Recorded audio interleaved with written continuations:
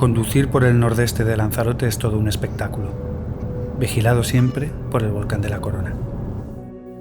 Un paraje de otro mundo nos acompaña hasta la zona de los Caletones.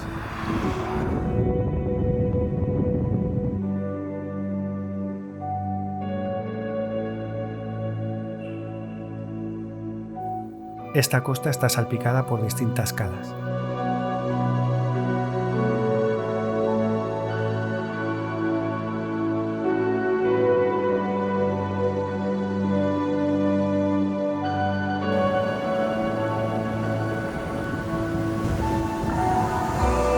Rocas de lava y arena blanca son la alfombra que pisaremos en todas ellas.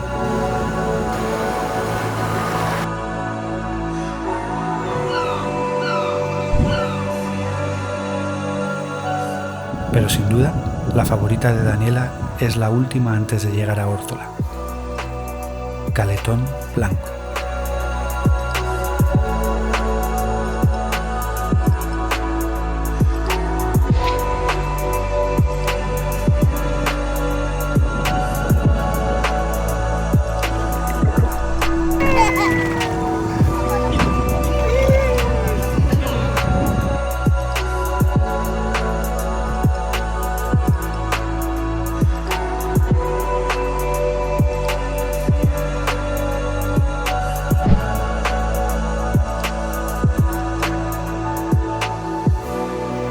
Pero Caletón Blanco es solo uno más de los muchos secretos que se esconden en Lanzarote.